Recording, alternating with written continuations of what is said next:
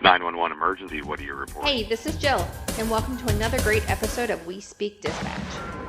Everybody, it's Doug back with you with another great episode of We Speak Dispatch. Man, we've got all of our usual suspects here, with the exception of John. Who knows where he's at? Probably on a boat somewhere. But we got Leslie over there, Joe over there, and Glenna down there. Hey, let me just ask a quick question before we get started with our special guest, Angelique, down there. What, we're rolling into the holiday seasons right now. What is one thing that represents the holiday season to each of you? Real quick, what's your answer, Leslie? Cool weather. Cool weather. Glenna? Family. Joe? I was going to say the same thing. I knew Glenn. I'm going to go with when we film We Speak Dispatch episodes, cooking outside at -20 for 2 hours, getting guidance from Glenn. Too this December. Let's frostbite from that. I'll be in Montana all November. We can do it then too. Yeah, what represents the holidays to you, Angela? What do you think it is? What is Definitely family. Family. Spending more time with family. That's neat. I just think as soon as you Doug, hit what about you? Anything coming up Halloween, it just throws me right to that mood of like, here we go. Hold on. Oh, there you go. All right. So today our special guest is, I believe I'm pronouncing it correctly. Am I pronouncing it correctly? Is it Angelique? Yes, that is correct. Excellent. So tell us a little bit about yourself, and then we'll ask you some questions about your topic. Okay, so my name is Angelique Scott. I am a telecommunications communication training officer. It's a mouthful, but that's my title. I'm a communications training officer for 911 dispatch for the city of Azle, Texas, in Texas. Nice. Very good. Nice. Where's that at compared to like Dallas and all those places? So we are about 28-ish, roughly miles northwest of Fort Worth. Northwest. Oh, okay. Yeah, right. Leslie's from Dallas, or from Texas, so she kind of knows the area. So yeah, we probably drove through there. I'm sure we did. We're a fast-growing department at this time. Really, That's and awesome. it's pronounced Azle. Azle. Azle. Yes. Okay. All right, there you go. All right. So in your topic today, you wanted to talk about is like vicarious trauma, right? Yes, that is correct. All right. So Glenna, do you have any questions for our young lady here about this thing? I have a ton of questions, but let's hear a little bit about your story. How did you get into this? How did you not experience, but how did you get the education on vicarious trauma? So I actually started dispatching about 9 years ago, a little over 9 years now. And my introduction into dispatch, I really had no idea what I was getting into. It was basically, hey, here's a job opportunity. It's good pay, decent benefits. It's more than what you're making now as a waitress. You've got kids. Let's look into it. So going through training, they kind of give you a heads up. Hey, you're going to go through this stuff. But you don't really know and understand what it really means to go through those things until you go through those things. So, for example, right out of the gate, 1 month out of training, I experienced my first fatality accident. And it happened to be a senior at our high school. It was very devastating. Ooh, those are always tough. Yeah. And then my second month of being released, we had a homicide. That was wow. Okay. That was interesting, especially in a small town. You don't assume you're going to have those, but you do. And then my third month out of training, we had an officer involved shooting. Okay, so the common denominator here. Yeah. So I got hit pretty hard and heavy at the beginning, and there wasn't really a lot of resources or outlets at that time. And so I started realizing and noticing subtle changes in my behavior over time. And it got to a point where I was just angry all the time. And so I was angry about going to work. I was angry about the littlest things. So I decided to take time away and go see a therapist. I said, it's time. And my therapist actually had been a law enforcement therapist for many years, had been in law enforcement, and said, a lot of the things that you're telling me sound like vicarious trauma. And with her saying that, it really opened my eyes to what we go through as dispatchers, because realistically, it's not firsthand trauma. It's nothing that we are ourselves experiencing. You know, I'm not out there shooting at people or doing those things, but it does take a toll on your mentality.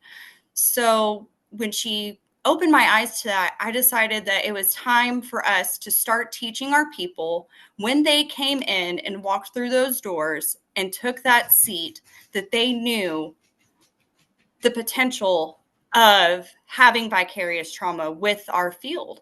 And doing so, I think it helps with the seriousness of the job, and our recruits and our trainees understand better, and they know that the phone calls that we receive truly are life or death, and that we have to be on our game, and that we need to take care of ourselves before we can take care of others, truly. Take care of anybody else. Very good.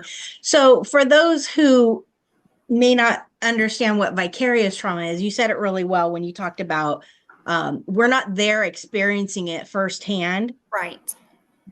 But there's a big distinction that I just want to make sure everybody understands is, I always say this: trauma is trauma.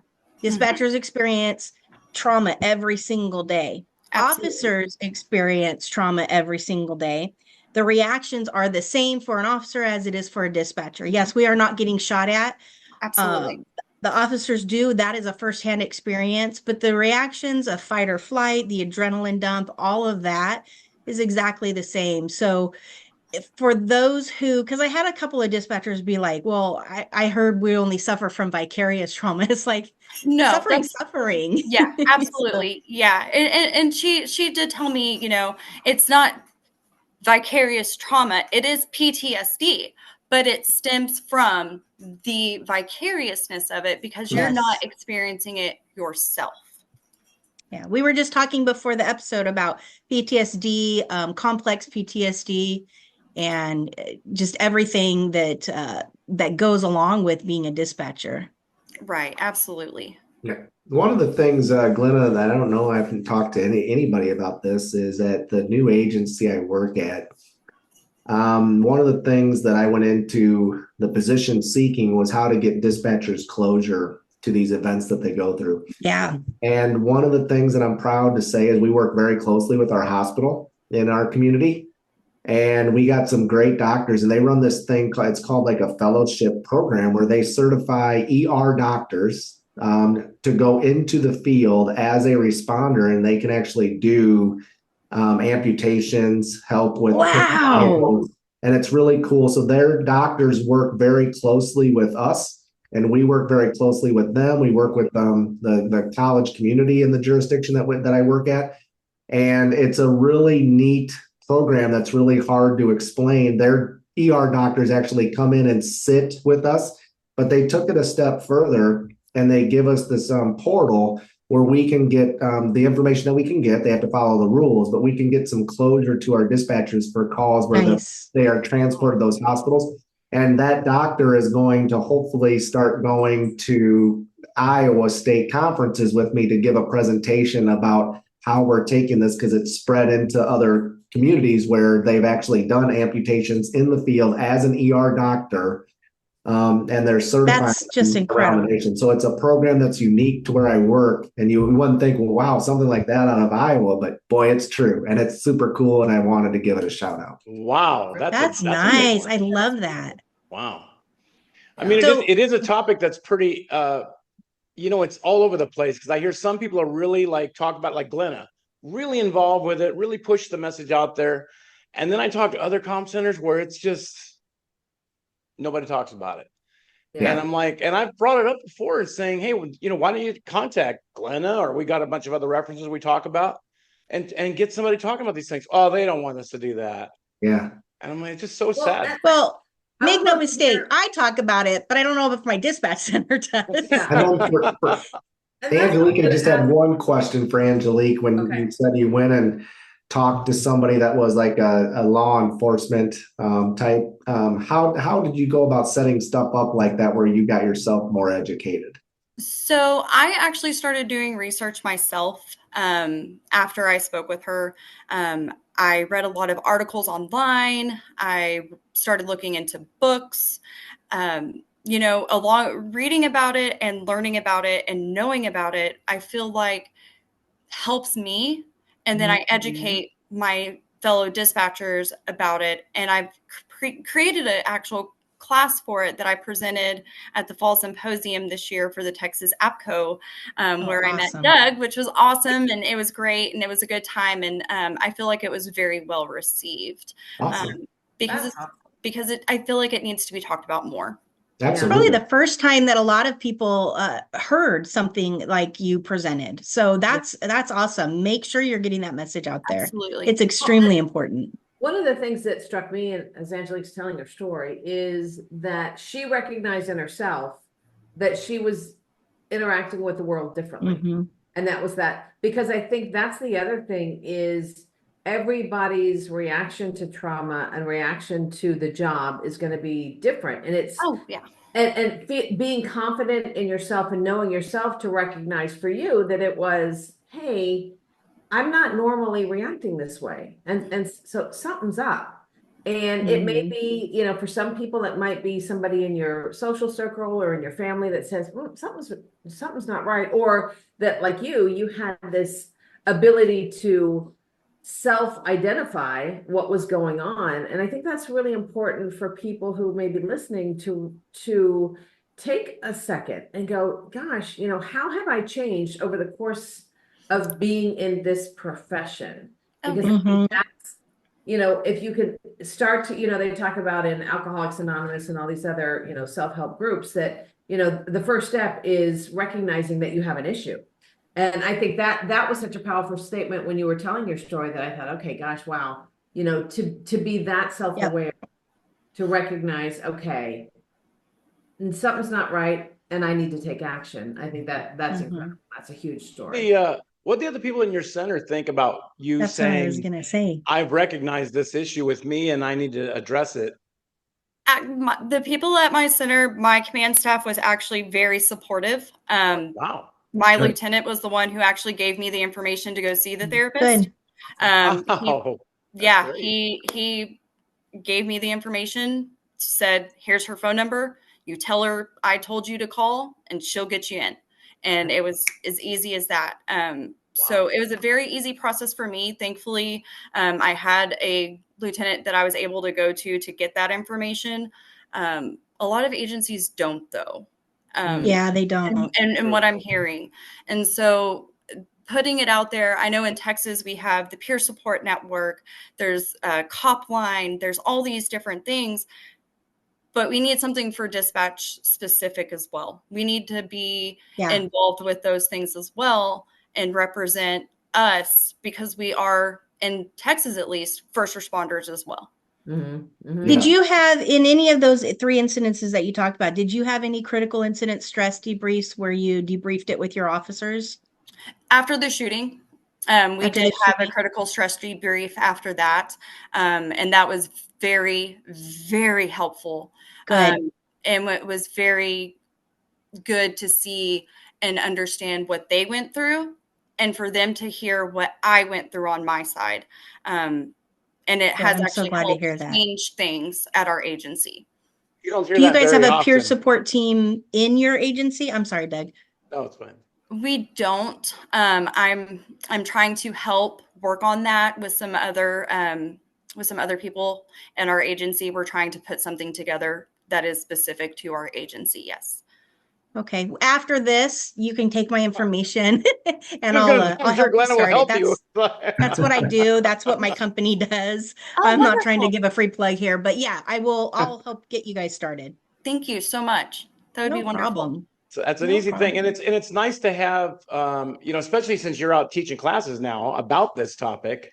Yeah. I mean, do you feel like it's been well received? Do you feel like people are picking up on it, or are people like, I'm not like that? I've actually had a lot of well-received feedback. I've heard, thank you so much for being here. This was great. I wish you could come to our agency and talk to our dispatchers. It's been pretty well received. Been doing it for a while, or just like your first one was in Texas, or? So I've actually, I co-taught and then taught at this class. So I haven't been doing it for very long. I'm kind of new at the instructor side of it, but with my background, I felt like, this is something I'm very passionate about, and I want to put what I have and my experience out there so that maybe somebody who's going through the same things can learn from it and become better. Well, and just as a shout out real quick, because right now we're filming this on October 24th. Call for papers for National Nina, which is going to be held in Long Beach, California next year, closes on Halloween. And, put in a submission, because this is a hot topic. And I think that it has relevance regardless of, the state that you're in or the size of your agency.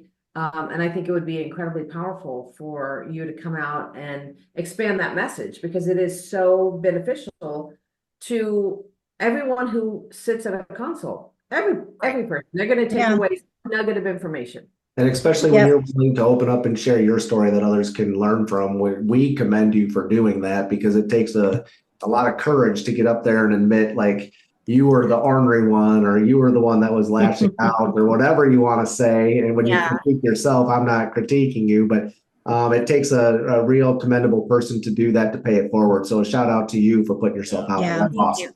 And it was nice when I met you. I could see that you had this like passion for this thing, and that's why I said you should come on our podcast and talk about this. Good job, Doug. You got that kind of passion. Thank you so much for having me. Well, and I've seen other people I've talked to that are like, "Can I come on your podcast?" And I'm like, "I'm already tired." It's like you're boring me already. What do you want to talk about? I don't know. Well, and you were sitting in the front, so it was really easy to kind of say you really were like ready to go on this topic. So I'm so glad you are sharing this stuff with us. And please, like Leslie said, go out and get into these other conferences. It doesn't take very much. I don't know about your agency, whether they would pay you to go or what, but it's a great thing to do. I mean, join those other APCO, Nina, those kind of things out there. That's some good stuff too, to get your message out. If your message is important, everybody wants to hear it. I mean, that's the thing. If you want to do the Nina conference, all of us can, but I would certainly help you with the application as well. Plus, I live in the area, so I could hook you up. So every other week you do. Every other week you live in that area. Yeah, and I'm curious. So because I know we're coming up against time here, but like Angelique, if there's like one takeaway that you want our podcast listeners to like finish out this podcast, what is that one message that you want to get out there that will help somebody if they're facing something like this?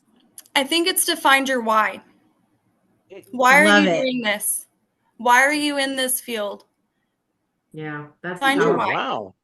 Now she's a philosopher over here. So it's wow. Yes. So powerful. Yeah. And it takes that second for you to identify that. And if you can't identify it, that's another thing. It's like, you need to do some self-reflection. Yeah. Yes. Well, Angelique, again, we can't help but thank you for coming on today and spending a little bit of time with us. We're going to put your broadcast out there so everybody can see it. Make sure you share it too. We're encouraging everybody that's out there to comment on it. Let us know what you've got. Do you have something like this at your comm center, or do you want something like this at your comm center? Send us an email. We'll put you in the right direction, whether it's Angelique or Glenn or whoever. We'll put you in the right direction to find this help out there, because it's there and it's real and it's important that we kind of get that message out. So, Joe, please let us know about our social media situation and what's going on with that. We're in between 30 and 40,000 plays. We're in almost 50 different countries. And I just want to thank the United States and every other 49 countries that's listening to us. You can find us on every almost podcast platform. So make sure you check us out. And make sure, if you want to be a guest like Angelique, email us at wespeakdispatch@gmail.com, and Jill will set you up to be on this podcast. Hey, Jill. She definitely will. Well, thanks very much, Angelique, and everybody else. Go out and make it a great day, because you know we all will. So good luck to you all. We hope you've enjoyed another great episode of We Speak Dispatch. If you would like to be a sponsor, please contact us for details.